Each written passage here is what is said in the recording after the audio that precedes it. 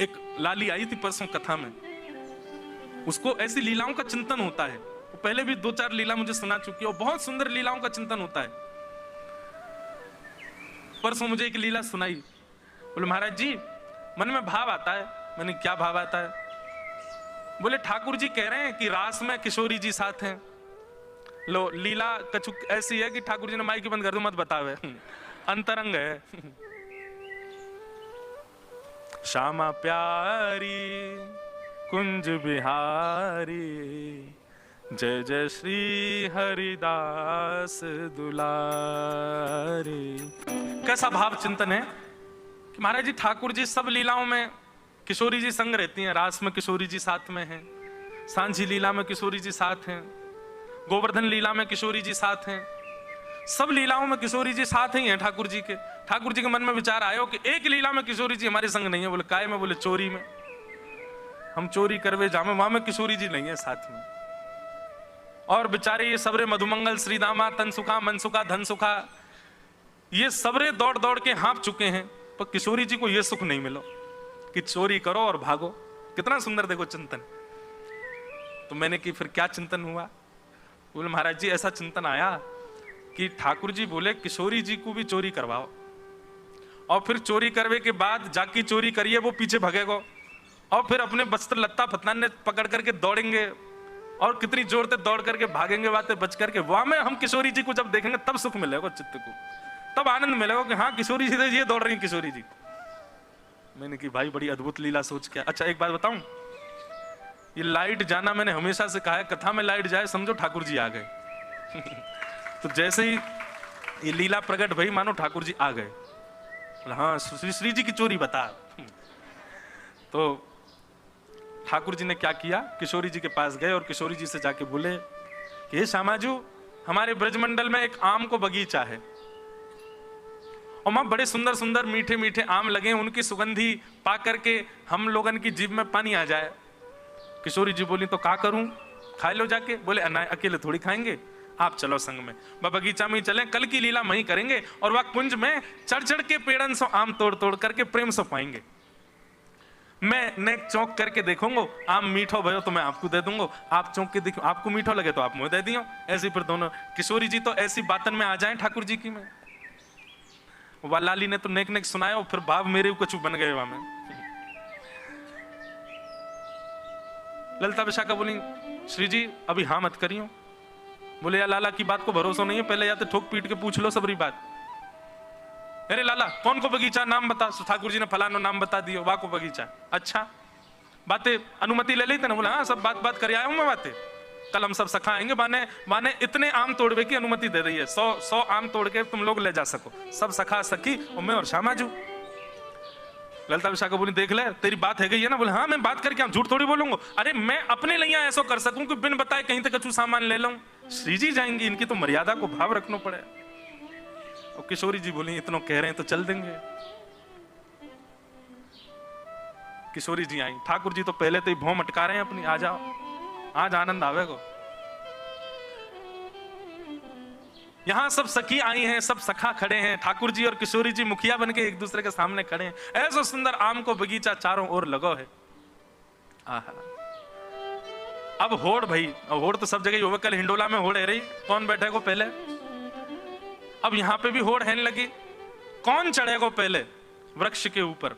ठाकुर जी के मैं चढ़ूंगा, किशोरी जी के मैं चढ़ूंगी, और सब सखी करी नहीं हमारी श्यामाजू चढ़ेंगी। अरे निमंत्रण मिलो है तो निमंत्रण के कारण हम लोग अतिथि हैं, अतिथि को पहले अधिकार दो।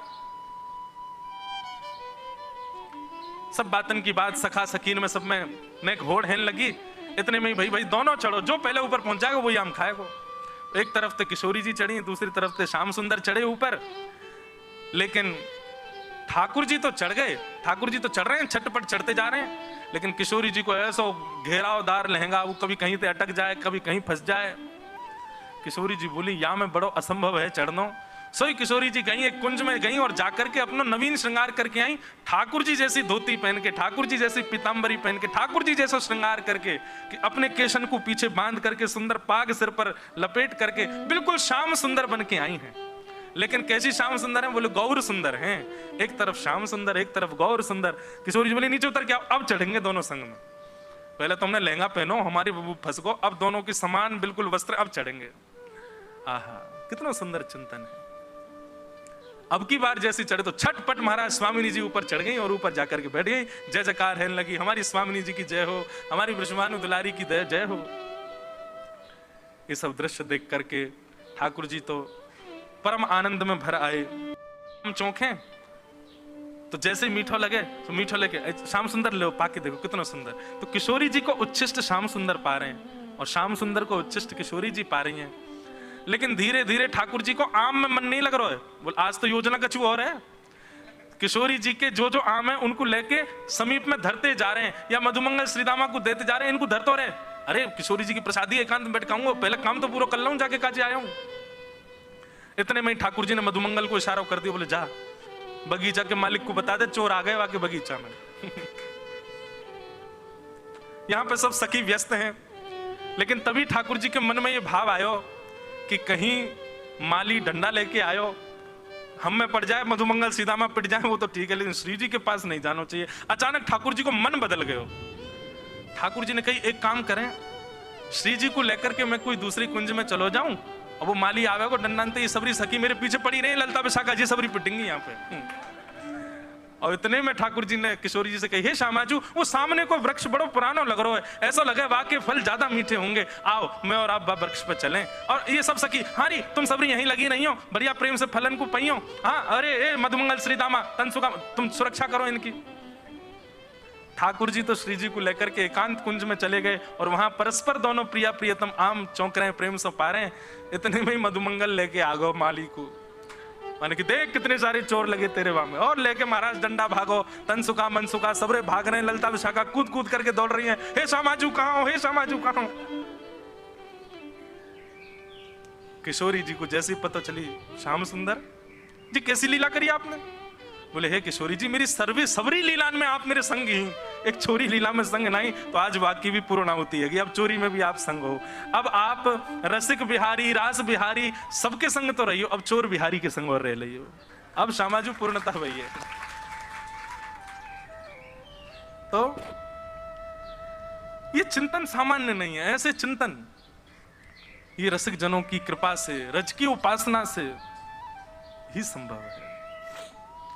तो जब भी कोई लीला सुना करे ना, उस लीला का विस्तार और सोचा करो अपने मन में, और क्या हो सकता था इसमें भाव, और इस लीला में क्या सुंदर स्मृति।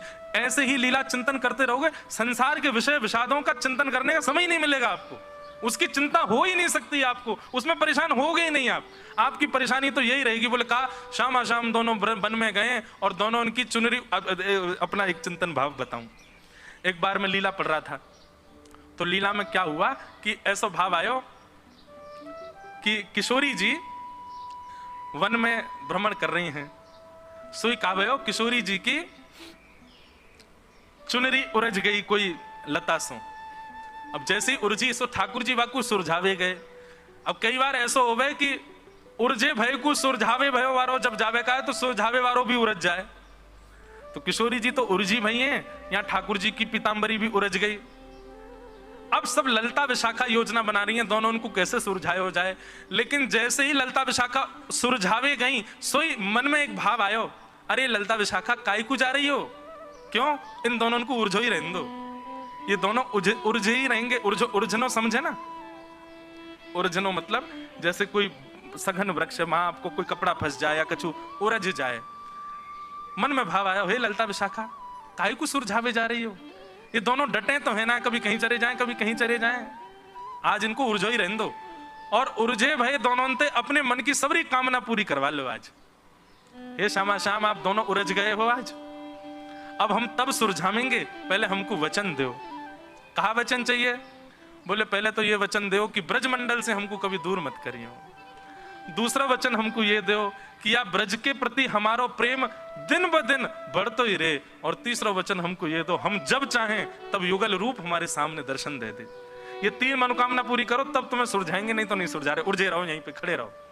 अभी मन का भाव पद में और लीला में तो ऐसा था कि ललता विशाखा ने योजना बना के दोनों को सुरझा दिया, लेकिन मेरे मन में आप काय को सुरझा रहे हो, उर्झो ही रहने दो, खड़े रहने दो, दोनों ते अपने मन की सबरी कामना पूरी करवा लो। ऐसे चिंतन ऐसे विचार, ऐसे भाव, ये सब कैसे पुष्ट होते हैं? भागवत जी श्रवण करो, रसिक जनों की वाणी श्रवण करो, रसिक जनों की भले चरण स्पर्श मत करो पर उनके चरण रज माथे से लगाओ। और जब भी वो कोई लीला सुनाए उस लीला को चित्त में धारण करके एकांत में बैठे उसका विस्तार करो, उसका और सुंदर रूप बनाओ। संसार के विषय के चिंतन के लिए अपने आप को समय ही मत दो। और फिर आप देखना, जैसे ही ठाकुर जी की लीला में कुछ ऐसा आप करोगे जो अद्भुत था, आप नाचने लगोगे। वाग गदगदा द्रवते यस्य चित्तम, अकेले बैठे बैठे नृत्य होने लगेगा, अकेले बैठे बैठे अश्रुपात होने लगेंगे, अकेले बैठे बैठे ठाकुर जी का खूब सुंदर भाव स्मरण होने लगेगा। ऐसे व्यस्त रखो लीला में अपने आप को। केवल 3 घंटा कथा सुनने के बाद में और फिर उसकी विस्मृति, उससे काम नहीं चलेगा। पूरे दिन चिंतन बना रहे ठाकुर जी का, और पूरे दिन काम में रहते हो, नहीं कर पाते तो रात्रि सोने से पहले ये काम करके ही सोना है कि चिंतन करो। और एक बात याद रखना, 1 दिन 2 दिन 1 हफ्ता 1 महीना तक चिंतन किया, कोई लीला विस्तार नहीं हो पाई, आपके 1 महीना के चिंतन का प्रभाव किसी दिन स्वप्न में ठाकुर जी आकर के लीला का विस्तार कर जाएंगे और आपको अनुभव करा जाएंगे।